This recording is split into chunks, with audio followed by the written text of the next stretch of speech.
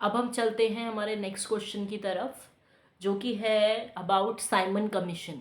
देखिए, Simon commission क्या था और हम इंडियंस ने उससे अपोज क्यों किया, मतलब हम इंडियंस इसके विरोध में क्यों थे, वो सारी बातें हम इन आंसर में पढ़ेंगे। मेरे नोट्स में मैंने ये आंसर्स दो पार्ट्स में डिवाइड कर रखे हैं। पहले पार्ट में सिर्फ ये समझा रखा है कि साइमन कमीशन क्या होता है, और दूसरे पार्ट में मैंने ये बता रखा है कि हम इंडियंस इस साइमन कमीशन के अगेंस्ट क्यों थे। तो हम भी इसे दो भागों में पढ़ेंगे। सबसे पहले इस बात का डिस्कशन करते हैं कि आखिर ये साइमन कमीशन था क्या। A new Tory government in Britain introduced a statutory commission under the leadership of Sir John Simon। देखिए, एक टॉरी गवर्नमेंट बनाई गई थी ब्रिटेन में। टॉरी गवर्नमेंट कौन सी गवर्नमेंट होती है? जो अपरिवर्तनीय होती है, मतलब उसे आसानी से परिवर्तित या चेंज नहीं किया जा सकता। इस तरह की गवर्नमेंट को टॉरी गवर्नमेंट कहा जाता है, जिसको आसानी से चेंज ना किया जा सके। और ये गवर्नमेंट फॉर्म हुई थी ब्रिटेन में। और ये किसके लीडरशिप में, किसके गाइडेंस में हुई थी? Sir John Simon. Sir John Simon जो थे, उनके ही सुपरविजन में, उनके ही गाइडेंस में एक टॉरी गवर्नमेंट बनाई गई थी ब्रिटेन में, जिसे आसानी से बदला नहीं जा सकता था। The reason behind introducing such statutory commission was to check the constitutional system of India and suggest some changes to it। अब देखिए, ये जो टॉरी गवर्नमेंट बनाई गई थी, इसमें एक स्टैट्यूटरी कमीशन भी इंट्रोड्यूस किया गया था। स्टैट्यूटरी कमीशन कोई भी ऐसी ऑर्गेनाइजेशन होती है जिसे इंट्रोड्यूस करता है पार्लियामेंट। तो यहाँ पर भी क्या था, जो गवर्नमेंट थी वो टॉरी गवर्नमेंट थी, और उसके अंतर्गत ही एक एसोसिएशन भी तैयार की गई थी जिसे स्टैट्यूटरी कमीशन कहा गया था। जो कमीशन या फिर जो ऑर्गेनाइजेशन पार्लियामेंट बनाता है, उसे स्टैट्यूटरी कमीशन कहा जा सकता है। तो बेसिकली क्या हुआ था, वापस से एक बार रिपीट कर रही हूँ आपकी बेटर अंडरस्टैंडिंग के लिए। टॉरी गवर्नमेंट थी ब्रिटेन में, ऐसी गवर्नमेंट जिसे आसानी से बदला ना जा सके, और उस गवर्नमेंट के अंडर बना था स्टैट्यूटरी कमीशन। ये वो बॉडी थी, ये वो ऑर्गेनाइजेशन थी जिसे वहाँ के पार्लियामेंट ने बनाया था। और इस ऑर्गेनाइजेशन को या फिर इस एसोसिएशन को क्यों बनाया था, क्या कारण था इसका? इसका कारण ये था कि इस कमीशन को बनाने का एकमात्र कारण ये था कि ये हमारे कॉन्स्टिट्यूशन को चेक करना चाहते थे कि हमारा कॉन्स्टिट्यूशन प्रॉपर है कि नहीं है, हमारा कॉन्स्टिट्यूशन कैसा होना चाहिए, और अगर उसमें कोई चेंजेस करने हैं तो वो चेंजेस भी यही लोग करेंगे। इस तरह की बात इन्होंने कही थी। ये टॉरी गवर्नमेंट बनाई और उसके अंदर स्टैट्यूटरी कमीशन बनाया। वो इसीलिए बनाया जिससे ये हमारे संविधान को देख सकें कि उसको कैसे ठीक करना है, और उसके बाद अगर उसमें कोई चेंज करने हैं तो वो भी कर सकें। इस तरह की बात इन लोगों ने साइमन कमीशन में की थी, और ये सब कुछ हुआ था under the guidance, under the supervision of sir John Simon.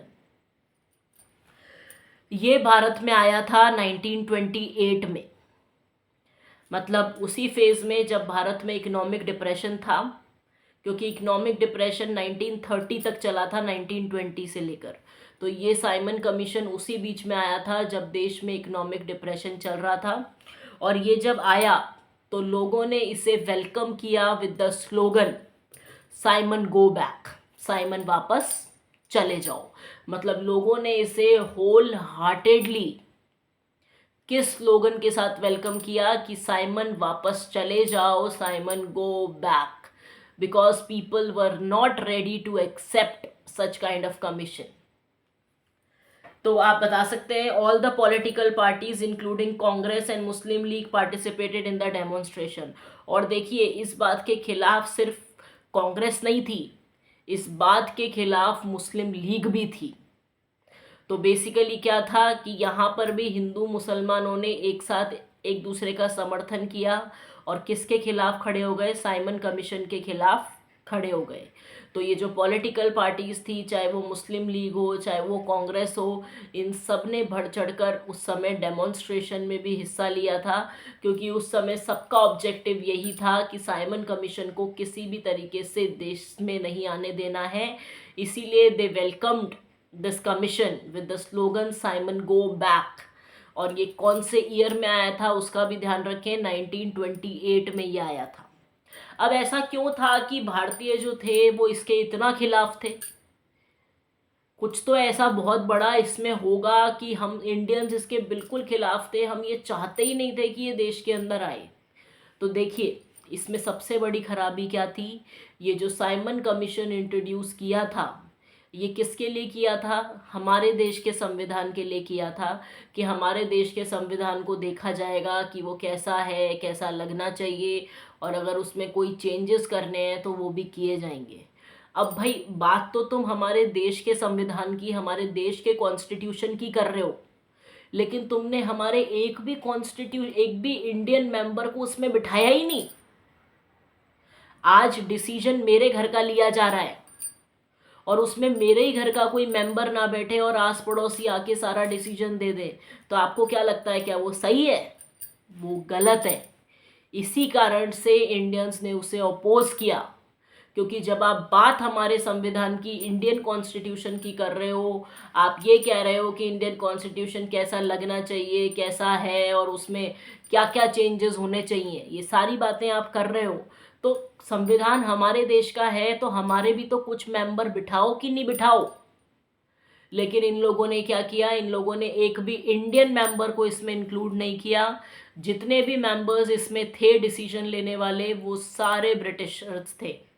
इस वजह से लोगों ने इसे होल हार्टेडली अपोज किया कि हमें ऐसा कमीशन चाहिए ही नहीं, कि हमारे देश के भविष्य की बात हो रही है और उसमें हमारे इंडियन मेंबर्स ही नहीं है। ये कारण था कि साइमन कमीशन को क्या किया गया था, अपोज किया गया था whole heartedly with the slogan Simon go back, Simon चले जाओ, जब वो आया था इन द ईयर 1928। और ये कमीशन क्यों आया था? ये कमीशन भारत इसलिए आया था जिससे हमारे संविधान को देखा जा सके कि हमारा संविधान जो है वो कैसा होना चाहिए, उसका सिस्टम कैसा होना चाहिए, और अगर उसमें कुछ चेंजेस करने हैं तो वो किया जाना चाहिए।